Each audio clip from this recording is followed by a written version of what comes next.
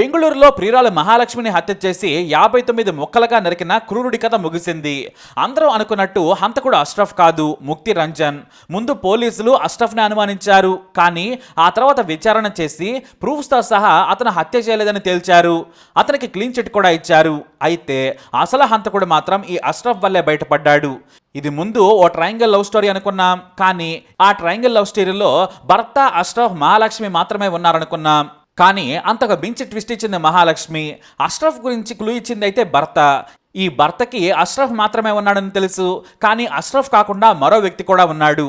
అతడే ముక్తి రంజన్. అయితే మహాలక్ష్మి ఈ ముక్తి రంజన్కి కూడా ట్విస్ట్ ఇచ్చింది. హంతకుడు ముక్తి రంజన్ ప్రతాప్ రాయ్ని పోలీసులు పట్టుకునేందుకు ఎంతో గాలిస్తూ వచ్చారు. మహాలక్ష్మిని ఆమె అద్దెకుంటున్న ఇంట్లోనే అత్యంత హేయంగా చంపాడు ముక్తి రంజన్. శరీరాన్ని మొక్కలు చేసి ఫ్రిడ్జ్లో మొక్కలను కుక్కాడు.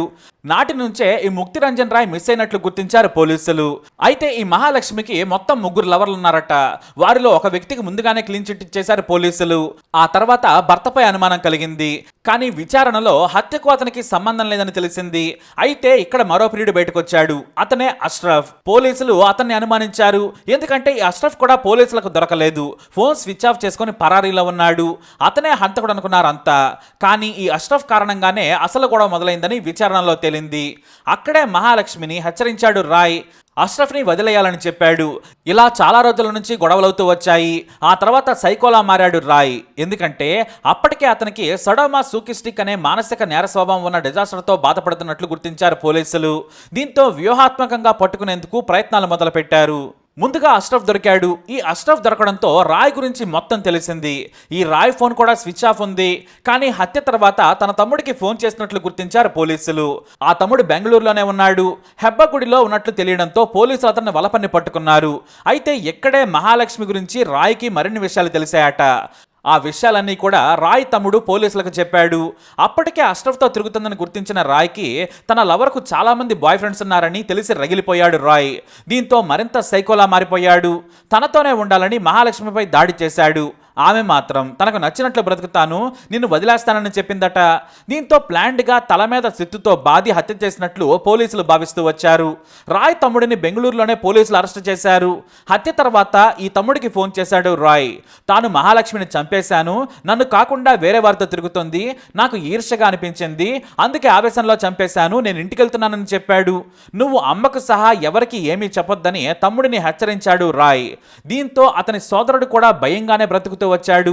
పోలీసులు వచ్చి ప్రశ్నించడంతో అసలు విషయాలన్నీ చెప్పాడు. రాయ్ మొదట బెంగాల్లో ఉన్నట్లు గుర్తించారు పోలీసులు. అయితే ఇతని సొంత ఊరు ఒడిశా. ఈ ఒడిశాలో ఉన్న ఇంటికి బెంగళూరు నుంచి ఎస్ఏ ఆధ్వర్యంలో 2 టీమ్స్ వెళ్ళాయి. కానీ అతను ఒడిశాలోని భద్రక్ జిల్లా బునిపూర్లో ఉన్నట్లు గుర్తించారు. అతని తండ్రి ఫోన్ నుంచి రోజు కాల్స్ మాట్లాడుతూ ఉన్నాడు. ఆ వెంటనే భద్రక్ జిల్లా పోలీసులను అలర్ట్ చేశారు బెంగళూరు అధికారులు. అయితే ఇక్కడే ఈ రాయ్ మహాలక్ష్మి జీవితానికి ఎలాంటి భయంకరమైన ట్విస్ట్ ఇచ్చాడో ఇక్కడ పోలీసులకు కూడా అలాంటి షాకే ఇచ్చాడు. భద్రక్ పోలీసులు సెప్టెంబర్ 25న సాయంత్రం 4 గంటలకు అతని ఇంటికి వెళ్లారు. రాయ్ ఎక్కడనే అతని తండ్రిని ప్రశ్నించారు. ఇప్పుడే స్కూటర్ మీద బయటికి వెళ్లాడని చెప్పాడు తండ్రి. ఏం జరిగిందని కుటుంబ సభ్యులు అడగడంతో పోలీసులు ఆశ్చర్యపోయారు. బెంగళూరులో పనిచేసే మీ కొడుకు సడన్గా ఇంటికి ఎందుకు వచ్చాడు, మీకేమైనా తెలుసా అని రాయ్ తండ్రిని అడిగారు పోలీసులు. అర్జెంట్ పని ఉండడంతో వచ్చానని మాకు చెప్పాడని చెప్పాడు తండ్రి. మరెప్పుడు వెళ్తావంటే ఇక బెంగళూరుకి వెళ్లేది లేదని కూడా చెప్పాడట తండ్రికి.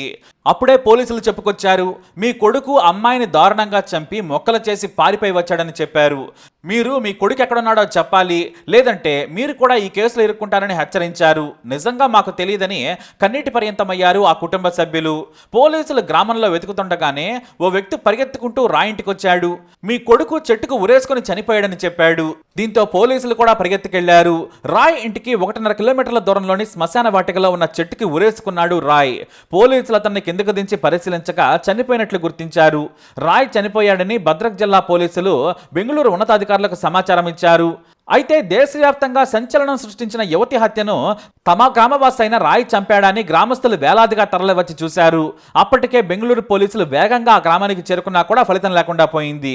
2 గంటల ముందొచ్చుంటే బహుశా రాయ్ ప్రాణాలతో దొరికేవాడని పోలీసులు వాపోయారు. రాయ్ చనిపోవడంతో మహాలక్ష్మి మరణ మిస్టరీ పూర్తిగా తెలియకుండా పోయిందని బెంగళూరు అధికారులు మీడియాకు తెలియజేశారు. ఒక్కడే ఉన్నాడా లేదంటే హంతకుడికి ఎవరైనా సహకరించారా అనేది కూడా అర్థం కాని పరిస్థితి ఏర్పడింది. కానీ చంపిన వాడు రాయ్ అని మాకు తెలుసు. స్వయంగా తను మహాలక్ష్మిని కోపంలో చంపాను, తనను పట్టించుకోవడం లేదు, వేరే వ్యక్తులతో ఎఫ్ఐఆర్ నడపడం వల్ల హత్య చేశానని తమ్ముడికి చెప్పాడు. ఒకవేళ అతని తమ్ముడు స్వయంగా ముందుకు వచ్చి పోలీసులకు చెప్పినా కూడా హంతకుడిని చట్టం ముందు నిలబెట్టేవాళ్ళం. కానీ భయం కారణంగా, అలాగే తనను అన్నను కాపాడుకునేందుకు పోలీసులు అదుపులోకి తీసుకునేంత వరకు కూడా చెప్పలేదు తమ్ముడు. ఇక మహాలక్ష్మికి రాయ్ కాకుండా 3 ప్రియులున్నారని గుర్తించారు. వారిని విచారించగా హత్యలో వారికి పాత్ర లేదని తేలింది. ఏదేమైనా కూడా శృంగార వేటలో మగాళ్లతో విచ్చలవిడిగా ప్రవర్తించడం మహాలక్ష్మి కొంప ముంచింది. తనతో లాయల్గా లేదని, మోసం చేసిందనే కారణంతో చంపేశాడు. అతనికి మానసిక సమస్యలు కూడా ఉన్నాయి. లేదంటే కనుక ఇంత కసిగా ఎవరో చంపరన్నారు పోలీసులు. అయితే రాయ్ చనిపోయినా కూడా వేరే యాంగిల్స్ లో కూడా విచారణ చేస్తాం, మరెవరైనా ఉన్నారా, రాయ్ ఎందుకు చనిపోయాడు, హత్య తర్వాత ఏం జరిగిందనే దానిపై కూడా ఎంక్వైరీ చేస్తున్నామంటున్నారు పోలీసులు. నరహంతకుడు తనకు తానుగా చనిపోవడంతో మహాలక్ష్మి హత్య మిస్టరీగా మారిన హంతకుడికి దేవుడే శిక్ష వేశాడని అనుకోవచ్చు. ఇక మహాలక్ష్మిది బంగారం లాంటి జీవితం. మహాలక్ష్మిని ప్రేమించి పెళ్లి చేసుకున్నాడు హేమంత్ దాస్. 2019లో బెంగళూరుకు వచ్చారు. ఈ మహాలక్ష్మికి స్టైలింగ్ అంటే ఇష్టం. అదే ఆమె ప్రాణం తీయడానికి కారణం కావచ్చు. నేపాల్లో పెళ్లికి ముందు కొన్నాళ్ల పాటు పనిచేసింది. ఈ ప్రియులంతా కూడా ఆ పని చేసే చోట పరిచయం అయ్యారు. ఇక ఏడాది తర్వాత మహాలక్ష్మి హేమంత్ దంపతులకు కూతురు పుట్టింది. 2023లో భార్య తీరు నచ్చక రోజు గొడవ పెట్టుకునేవాడు. ఇద్దరికి గొడవలవుతున్నా కూడా మహాలక్ష్మి తన పద్ధతి మార్చుకోలేదు. దీంతో భర్త భార్యను వదిలేశాడు. చిరాకుతో నేపాల్ వెళ్లి తన పని తాను చేసుకుంటూ ఉన్నాడు. కొన్నాళ్లకు మహాలక్ష్మి కూతురిని కూడా భర్త దగ్గర వదిలేసి వచ్చింది. ఎందుకంటే తన విచ్చలవిడితనం కోసం. కొన్నాళ్ల పాటు కూతురి ఆలనా పాలనా చూసుకుంటూ గడిపింది. కానీ తనకు కూతురు ప్రతి విషయంలోనూ అడ్డొస్తుంది. అందుకే తీసుకెళ్లి భర్త దగ్గర వదిలేసి వచ్చింది. ఇక మహాలక్ష్మి అక్క అమ్మ బెంగళూరులోనే ఉంటారు. అప్పుడప్పుడు అక్కకు ఫోన్ చేసి యోగక్షేమాలు అడిగేది.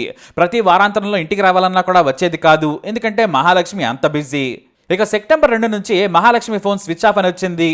అంటే సెప్టెంబర్ 2నే హత్యకు గురైంది. దాదాపు 18 రోజులకు పైగా ఆమె బాడీ ఫ్రిడ్జ్లోనే ఉంది. ఈ మహాలక్ష్మి తన తల్లి సోదరికి ఫోన్ చేయకపోయినా కూడా వారు పట్టించుకోలేదు. ఎందుకంటే ఒకవేళ భర్త దగ్గరికి వెళ్ళిందేమో, వెళ్ళుంటే అలా చేయదు అనేది వారి నమ్మకం. చనిపోయిందని మాత్రం వాళ్ళు అస్సలు ఊహించలేదు. ఇంటి ఓనర్కి వాసన వచ్చి వీరికి కాల్ చేసిందాకా విషయం తెలియదు. అలా దాదాపుగా 18 రోజుల పైన గడిచిపోయింది. హంతకుడు ఆ రోజే చంపేసి రిలాక్స్గా వెళ్ళిపోయాడు. ఇక పోలీసులకు దొరికిపోతాననగా ఉరేసుకొని చనిపోయాడు. అలా అతని పాపం పండింది. మరి మహాలక్ష్మి కేసుపై మీరేమంటారు? మీ అభిప్రాయాన్ని కమెంట్ ద్వారా తెలియజేయండి. ఈ వీడియో అప్డేట్స్ కోసం మై ఛానల్ ఫాలో అవ్వండి. అలాగే తప్పకుండా సబ్స్క్రైబ్ చేసుకోండి.